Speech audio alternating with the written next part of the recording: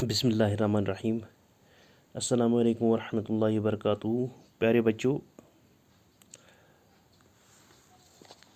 ہمارا سبق ہے تیسری جماعت کے لیے بہارستانی اردو سے۔ ہم نے جو سبق لیا ہے وہ آج ہم یہاں پہ سوالات کے لیے ہم نے یہاں پہ تیاری کی ہے، اور ہم نے یہ سوالات ایک لیسن یعنی حضرت محمد صلی اللہ علیہ وسلم سے لیا ہے۔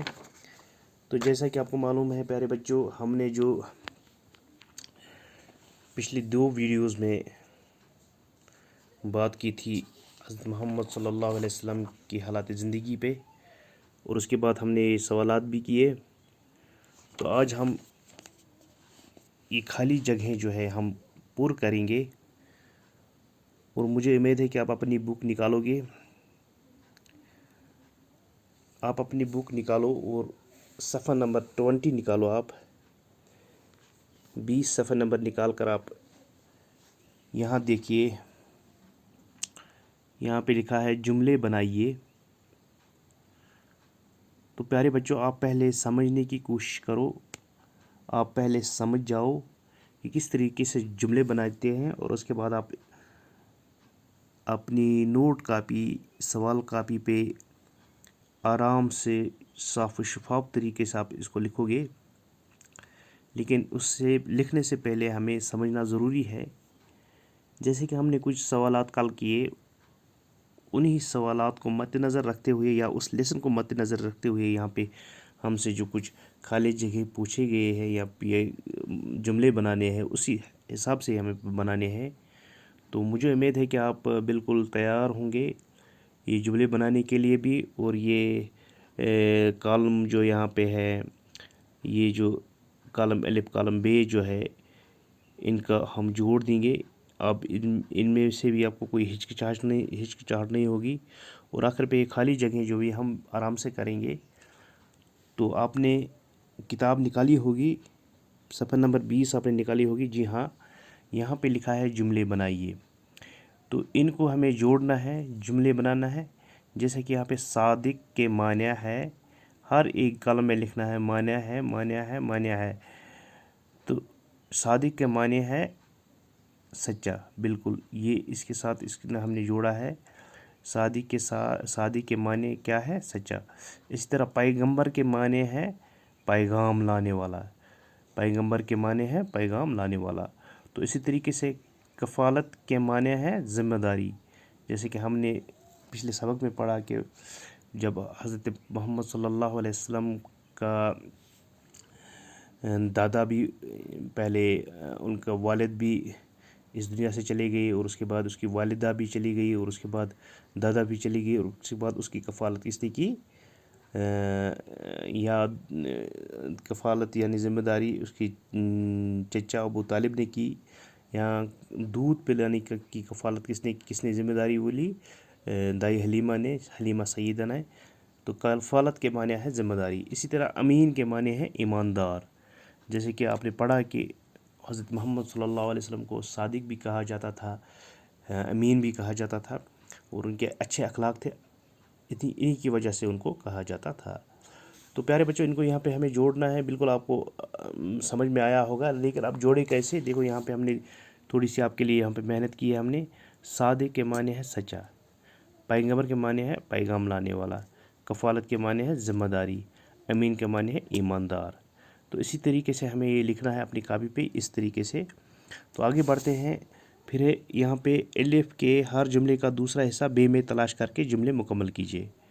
یعنی یہ الف ہے اور یہ بے ہے، اس کا جو اصلی حرف ہے، اس کا اصلی جملہ ہے، وہ اس کے ساتھ جوڑنا ہے۔ جیسے حلیمہ سیدہ نے آپ صلی اللہ علیہ وسلم کو کیا کیا؟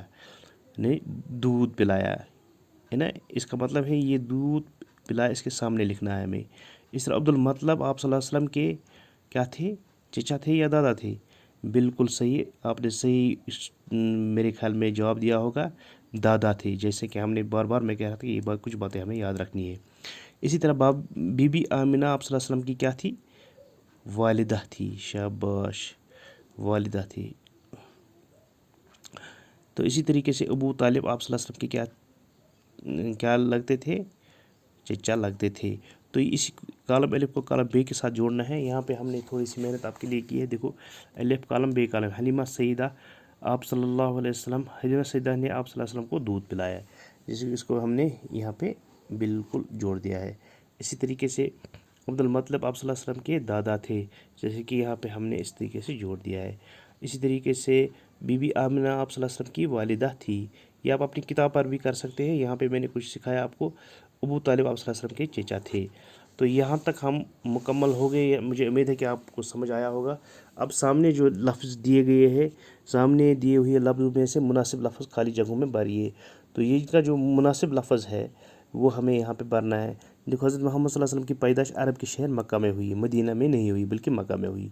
तो खाली जगह में हमें मक्का लिखना है।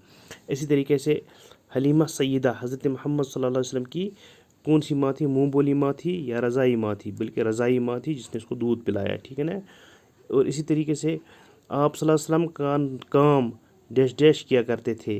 आप सल्लल्लाहु अलैहि वसल्लम अपना काम डैश डैश किया करते थे, खुद नहीं किया करते थे, बेअदबी है बल्कि खुद किया करते थे। तो इसी तरीके से आप सल्लल्लाहु अलैहि वसल्लम बच्चों की डैश डैश का ख्याल रखते थे, ग़िज़ा का या तरबियत का ख्याल रखते थे। यानी पहले तरबियत होनी चाहिए, ग़िज़ा तो मिल ही जाता है, तरबियत का ख्याल रखते थे। इसी तरीके से यहाँ पे कुछ और खाली जगह हैं।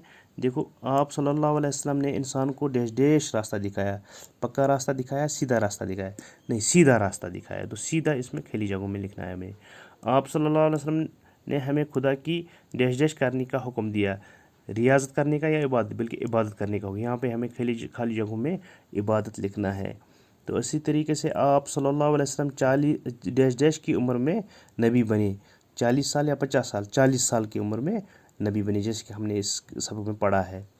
तो प्यारे बच्चों, आप सल्लल्लाहु अलैहि वसल्लम ने फरमाया कि अल्लाह के सामने सभी लोग डैश डैश है, बेहतर है या बराबर, बल्कि बराबर है। अल्लाह के सामने सब बराबर। अगर कोई बेहतर है, अगर कोई अच्छा है, वो अमल के लिहाज से अच्छा है, इबादत के लिहाज से अच्छा है। तो यहाँ पे हमें क्या लिखना है? बराबर।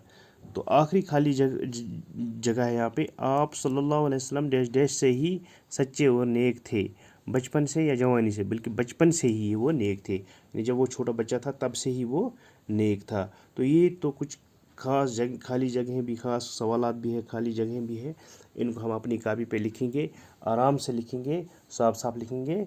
तो अगली वीडियो तक इंशाल्लाह हम जो दूसरा इसका वीडियो आने वाला है वो कोयल है, एक नज़म है, वो हम पढ़ेंगे। तब तक दीजिए इजाज़त। अल्लाह हाफिज़।